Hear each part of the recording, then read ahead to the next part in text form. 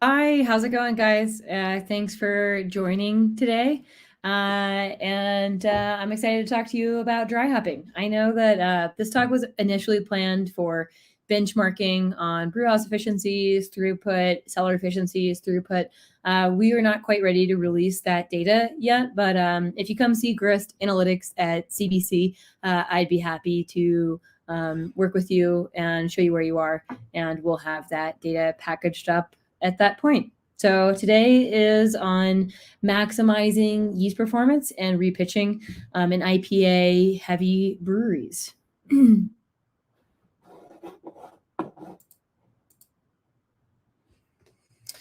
right, so dry hopping. I mean, it's if you aren't dry hopping at this point, that would be surprising. IPAs are something that most breweries have to do right now to survive. It's a growing demographic in beer. Women from ages 20 to 40 are growing in preference for it, and they're one of the fastest growing groups in craft beer right now. These beers are pretty expensive to produce. They're very time consuming, and they can be really unpredictable and difficult to get through the cellar consistently, efficiently, well, and on time. So today I'm just going to go through at first a bunch of challenges with repitching, yeast health, beer quality with these big dry hopped IPAs. And then after we effectively scare everyone with all of these things that can go wrong, the second half of this presentation is going to be on everything that you can do to counter those things, and how to move forward, and just kind of like a suite of solutions that you can pull as you deem necessary, and for what's ever right for your brewery. I just want to give Inland Island a shout out before I begin. John, who owns Inland Island, and I put this presentation together. He's the CEO and founder of Inland Island. I am the CEO and founder of Grist Analytics. We're a software platform for production. Okay, so just digging into it, the first thing that poses a challenge with dry hopping and yeast health is that we now know that dry hopping increases beer pH linearly, correlated to your dry hopping load. So we've known that for a while, though there's been some research on that more recently. So we've got this graph here. This came out in 2014. There are some numerical things you can take to the bank on estimating how much your pH is going to increase when you add dry hops. And typically that increase in pH is coming from vegetative material. So it's going to be higher for T90 pellets, a little lower for 45 and extract. So most of us measure pH during fermentation, but why it matters, I find is a bit lacking, and what to do about it. So pH is absolutely critical for yeast health during fermentation for a number of reasons. One being that pH gradient between the yeast and the beer matrix is how yeast takes in nutrients. So if you start messing with that pH gradient, yeast is actively pumping hydrogen ions across its cell membrane to allow the uptake of nutrients into the yeast cell. So if you have these quick and fast changes in pH, especially when you get outside of the range of 4.0 to 4.5, you're making yeast work harder to maintain the pH gradient it needs to work properly. In addition to that, pH during fermentation is strongly correlated to both diacetyl production and diacetyl reduction. So these two graphs here, this is actually from an old paper in the 70s and 90s. So right here we've got a growth curve, a yeast growth curve for fermentation that was held at 5.02 in pH, and one that was held at 4 in pH, and then one that was held at 3.56. So we got hardly any yeast growth at all with this lower one, so we're just going to ignore that one. These two were very similar, so both got a lot of yeast replication. On this graph to the right, you can see VDK production for a beer that was held at 5.2 versus the beer that was held at 4. So not only is VDK production twice as high in the beer with the higher pH, but reduction is less efficient. So oftentimes in these dry hopped IPAs, we're seeing pHs in the tail end of fermentation getting up to 4.5 all the way up into the lower fives. So just something to watch out for. It's more likely than not you're in that range where you're going to see more diacetyl production and less reduction. And we'll talk about what to do about that later on. But statistically, you're probably somebody who's having this issue if you're doing these big dry hopping loads. Less so related to yeast health, but just something I wanted to throw out there. pH at the tail end of fermentation and in finished beer is also quite related to crispness, and crispness being optimal, 4.2 to 4.6. Those are done on American lagers, so it's a bit different for modern day like craft beers. But above 4.5, cloying, mouth coating, soapiness increases. So and some of these are newer, East Coast, West Coast IPAs. So in general, 4.0 to 4.5 is where you want to be ending, depending on what kind of beer you're producing, for optimal crispness and showcasing the hop flavor. pH is also very correlated with haze stability. So that relationship is complicated. There are a lot of different types of haze, as I'm sure most of you know. But if you're having issues with inconsistency in haze, before you look anywhere else, consistency in finishing pH of the beer is a great place to start. pH is also negatively correlated with head retention. We've got 4.1 to 4.8, which is really the pH range we're working in here. And there's a negative correlation in head retention here as you start getting into the higher pH levels. So what I'm really trying to harp on here is pH, I think, is a bit understated in terms of its importance during fermentation, yeast health, and just stability of the beer. So before we get into dry hopping and yeast viability and performance, I did want to throw some benchmarking stuff out here. So we've got some data from our software Grist populated here. And we've got IPAs broken down into original gravity, but they're all very similar to one another. The thing that I want to show here is we use 48-hour drop. So gravity from original gravity to gravity at 48 hours as an initial metric of yeast health to make sure that breweries are going into these IPAs with healthy yeast. We see a huge range in how much beers are dropping in that initial part of fermentation before dry hopping ever even comes into the picture. So from 1 all the way up to 13, a lot of variation here. We also use hours to final gravity as a metric for cellar throughput. And we're seeing IPAs that range from 66 hours to final gravity all the way up to 550. And those are averages at brewery. So really we're seeing up to sometimes 800 hours on IPA times and down to 40 hours on fermentation to final gravity. So I'm going to dig into why these breweries are so different from one another. Often we see this variation, not just from brewery to brewery, but within a brewery. And if you don't have this variation in your brewery, that's awesome. You're definitely an outlier. Most people don't track fermentation enough to really know that, but that would be really cool if you were consistently always on the lower end of that. So dry hopping has a definite negative effect on yeast viability. I think qualitatively, most of us know that, but some quantitative data on that.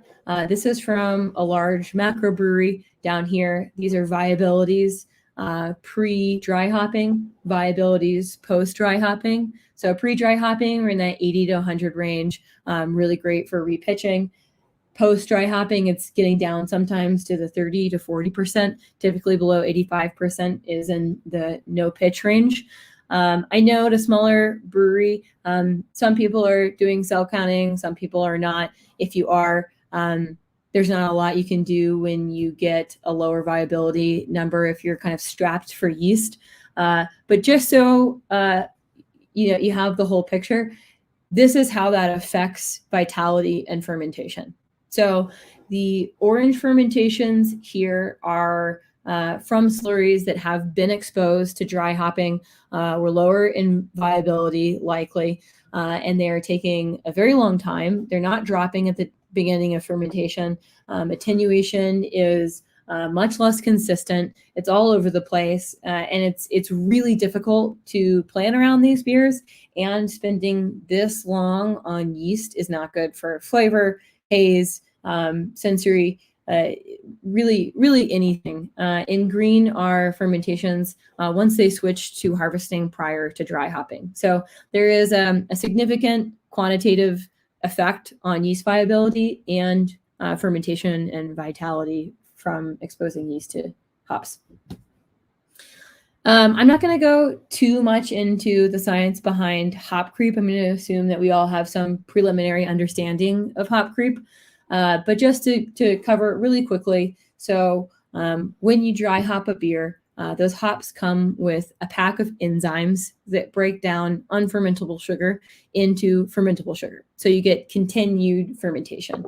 Thanks to the Shellhammer Lab and Kaylin, who did this research, you can see control group with yeast, control group with hops. This is a finished Coors Light. And then when they added hops and yeast, you get a drop in real extract, increase in CO2, increase in alcohol. And when what we call re-fermentation or hop creep, which is what this is, happens in the cellar, it can take a really long time. It can throw you out of your expected specifications, and it can really drive up those numbers for cellar throughput and affect flavor and yeast vitality in a really negative way. Unfortunately, when you get that re-fermentation, if you think about like the science of what's happening, so you're adding these hops in when the beer is almost finished. With those hops is coming a lot of oxygen and a lot of new sugar source. So those enzymes are breaking down on fermentable sugars. You're ending up with fermentable sugar. You're going through another growth cycle with the yeast that's in suspension. It has everything it needs to go through another growth cycle, nutrients, sugar, oxygen. So when it does that, when yeast goes into a growth cycle, it starts synthesizing valine. And a byproduct of valine synthesis is diacetyl. So it makes sense that when this happens, you get this upshoot of diacetyl at this point. And yeast is not there. You don't have a lot of it in suspension. It's not very active. It had already started flocculating if you're doing this at the tail end of fermentation. And it takes a while to reduce that diacetyl. So this is one of the other huge issues with re-fermentation alongside just really long cellar times, or potential issues in can is this diacetyl production.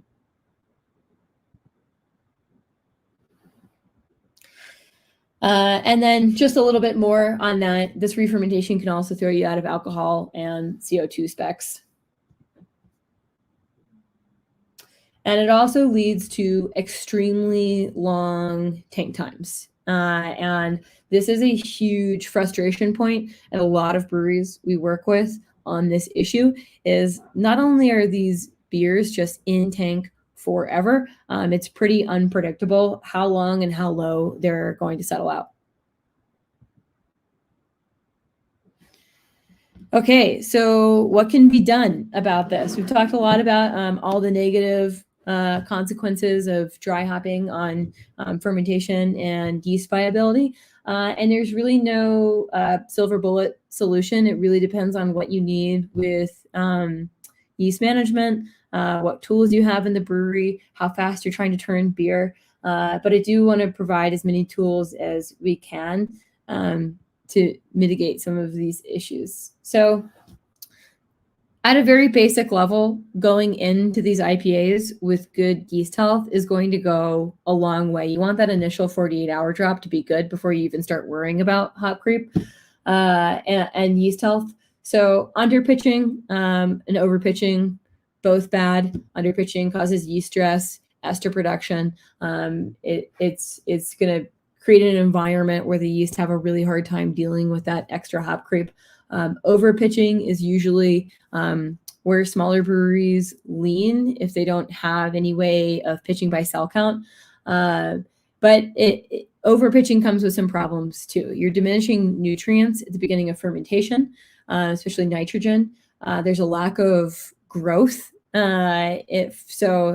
Normally yeast goes through about 4 replication cycles during the growth period. If you get fewer than that, then you're creating an older generation, an older pack of yeast. Essentially, you're going to prematurely age it, and a lack of flavor complexity. So should be targeting 1 million cells per milliliter per degree Plato. Probably all have heard that at this point. A little bit more for lager.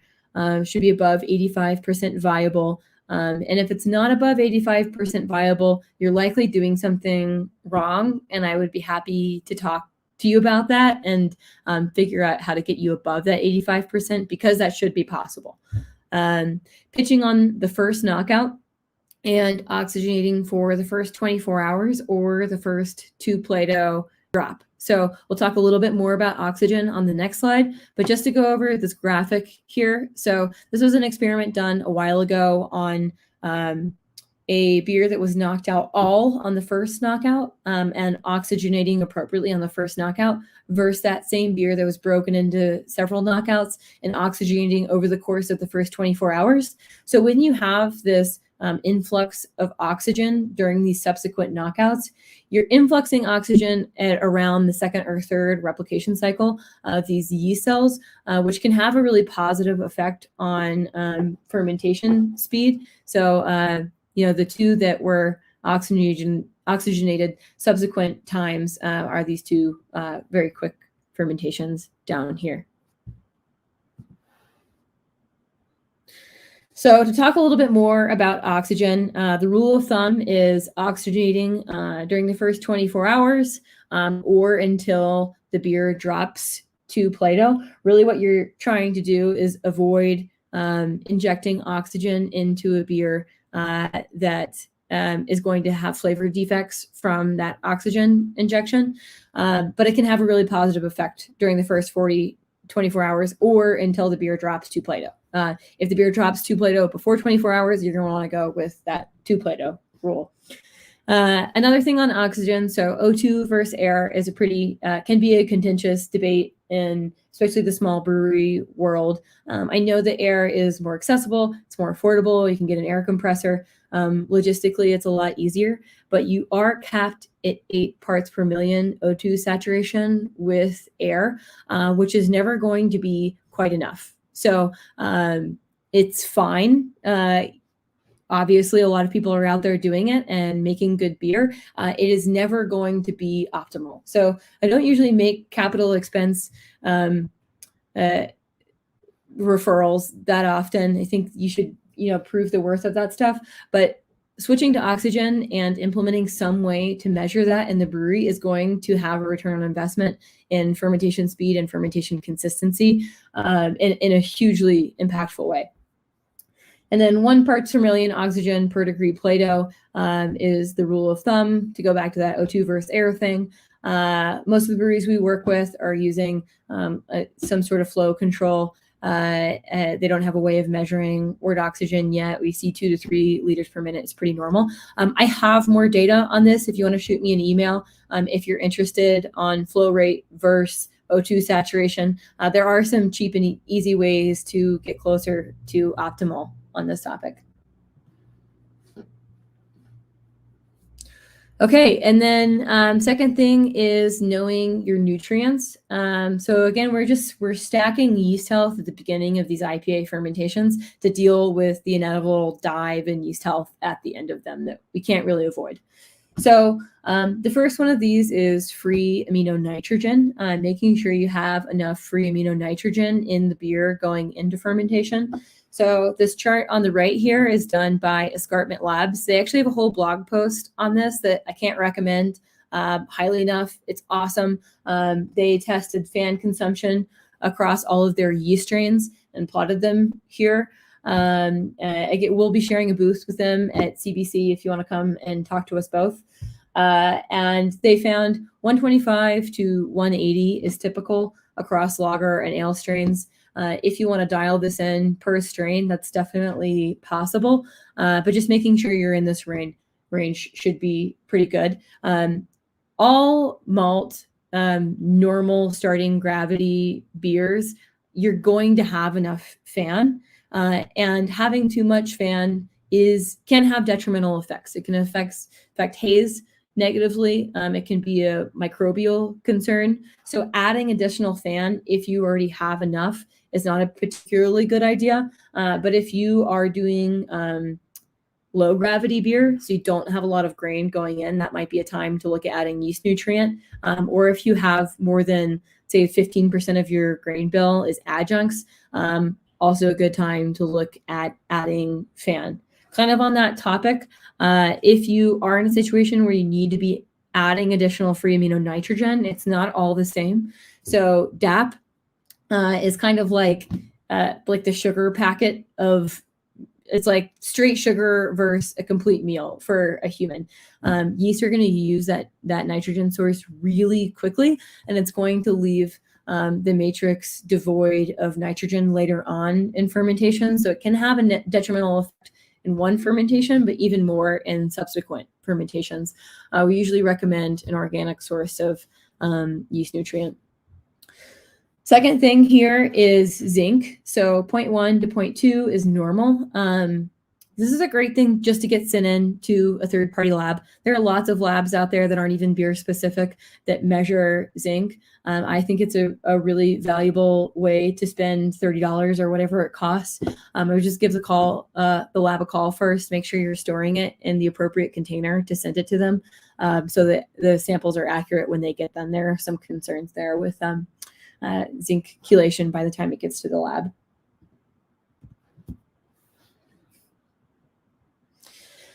All right, so hop timing and amount. Now we're kind of getting into dealing with yeast repitching and management and dry hopping. So if we're thinking about fermentation speed, how to get these IPAs done quickly and efficiently, adding hops at the beginning of fermentation early in the first 48 hours is going to be your best bet for a fast fermentation that ends where you want it to end, and you don't have to worry about hop creep. But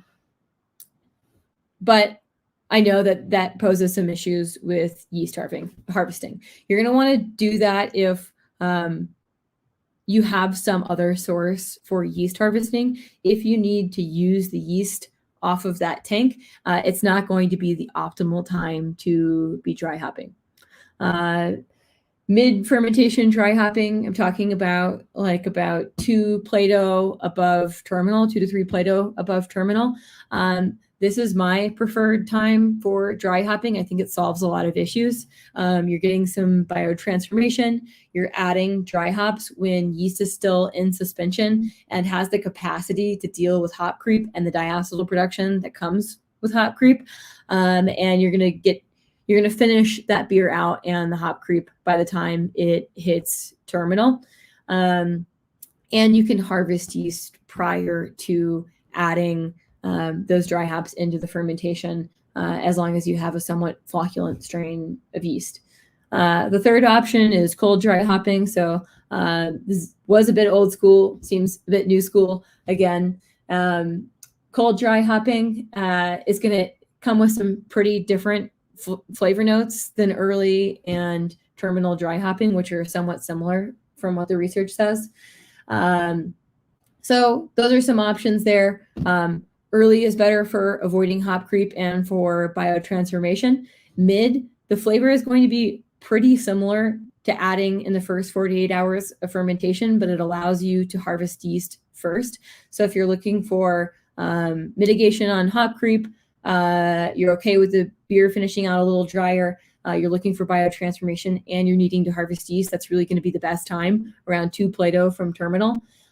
Cold is going to have some benefits for harvesting yeast and turning beers really quickly. It's pretty sketchy for hop creep, and there's really no way around that. There are some things that you can do to mitigate that risk. But if you're doing this, if you're dry hopping at terminal or cold, you really need to be keeping an eye on hop creep, because it's likely going to be an issue for you, even if you're not seeing it in the brewery. Just put those cans in warm storage and be testing them later on. So to summarize, Early and mid are both great options for hop creep, both pretty similar in terms of flavor. Terminal and cold are a bit sketchy, but there are some ways to mitigate the risk.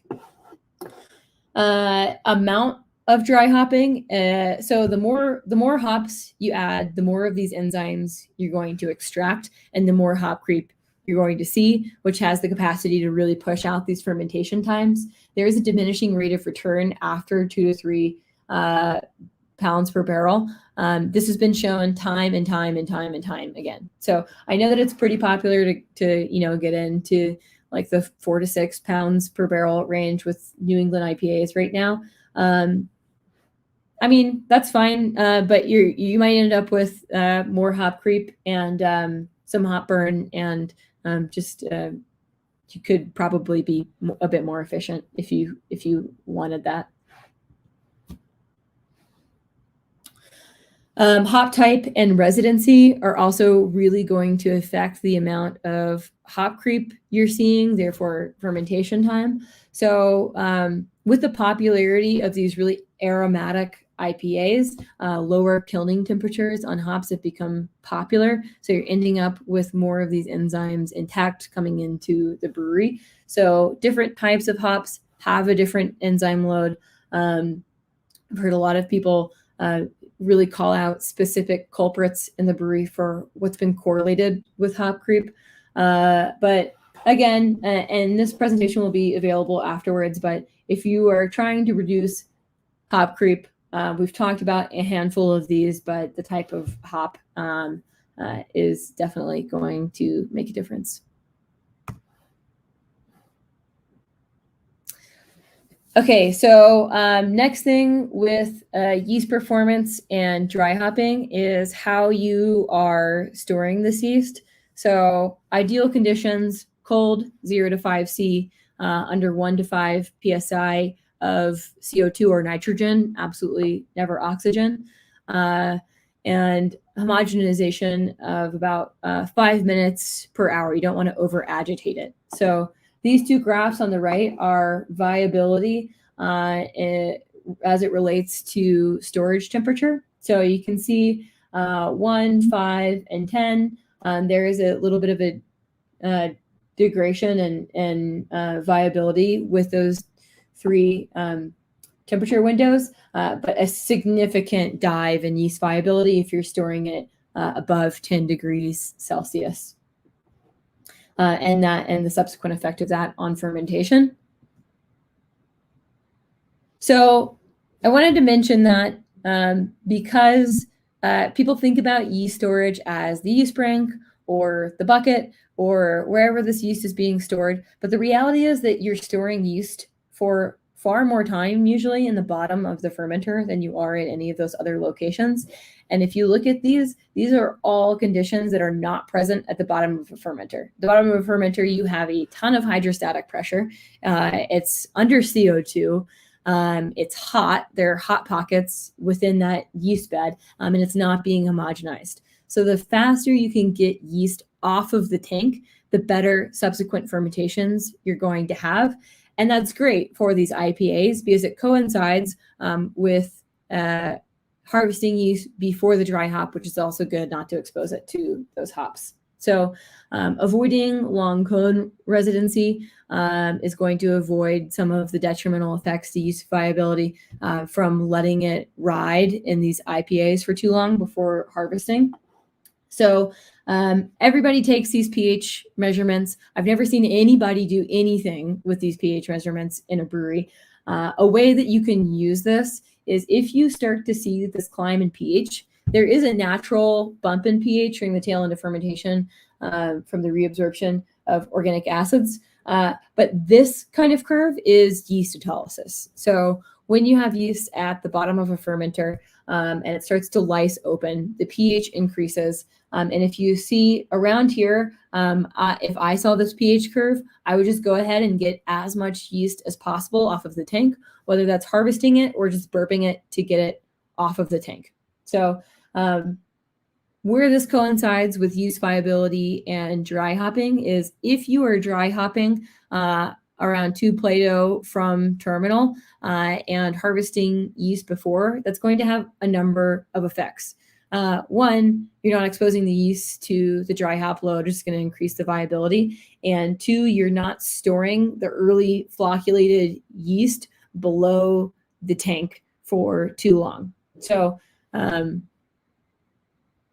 worm cropping, which is kind of what I just explained, pulling the yeast.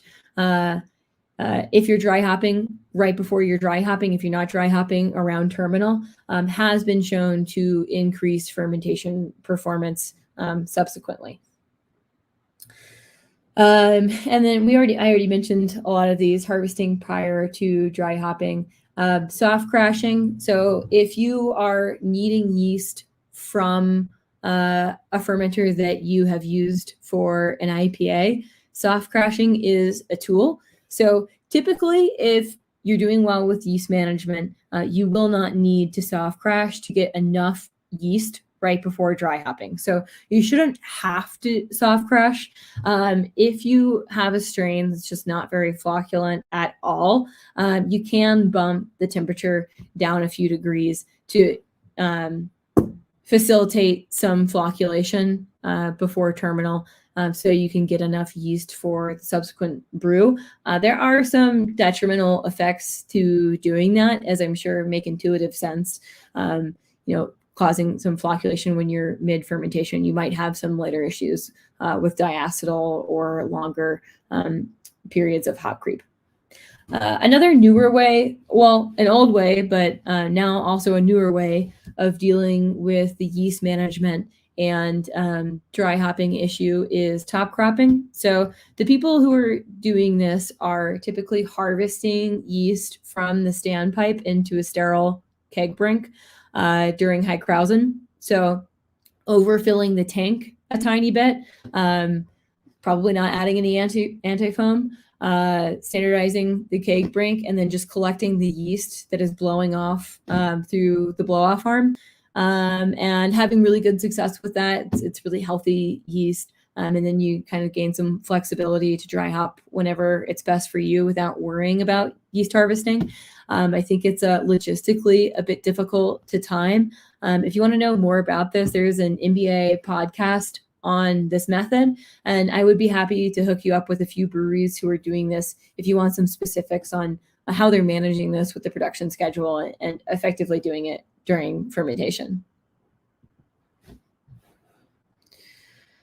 Third thing you can do here. So we talked a lot about pH and the effect on many things, but one of them being diacetyl production. So I don't know a lot of breweries who are doing this, but going into fermentation with a healthy pH from 5.0 to 5.4, depending on what kind of beer you're brewing, really hopefully closer to 5.0 for these IPAs, it's going to drive the finishing pH down lower and give you more of a buffer for the increase in pH after dry hopping. It's best to control this pH from the mash forward, but you have some other options if it's affecting your mash targets in a negative way, to be hitting a transfer goal of 5.0, like the boil, the whirlpool. I don't know a lot of people who are adjusting pH during fermentation after the dry hop, but I personally think that would be a pretty cool thing to do, and we have some research going on with that right now that we should have completed by the end of the year. In terms of how to adjust pH, if you're looking at, most of you are familiar with this in the mash, but if we're looking at whirlpool adjustment or adjustment post-dry hopping, food grade phosphoric is going to be the most flavor neutral and really the best option for adjusting pH in the whirlpool or post-dry hopping. Another option here to decrease the amount of time it takes to finish a beer because of diacetyl is Aldc. If you don't know about Aldc, it's an enzyme that breaks down the precursor to diacetyl. So acetolactate is actually what's produced by yeast, and it relatively slowly converts into diacetyl. Aldc facilitates a fast reduction to acetone that's flavor neutral. So once you have diacetyl in the beer, this is going to do absolutely nothing. So it's not a reactive thing to add. You have to add it before. But if you're a brewery who's having issues with diacetyl production, really anywhere, but especially in terms of hop creep, spending the money to add Aldc to the fermentation prior to dry hopping is probably going to have a return on investment for you. As I mentioned earlier, diacetyl production is really correlated with yeast growth and valine synthesis. If you keep DO low during the dry hop, you're going to get less diacetyl production. And that's it for now. I'm happy to answer any questions that anyone might have. If you want any more information on any of these specific things, definitely shoot me an email at brynn@gristanalytics.com. I'll also be at CBC if you want to touch base there. There is a lot more data, research, and innovation going on each of these things. I just wanted to give a general overview. So happy to get into the specifics later on. Thanks.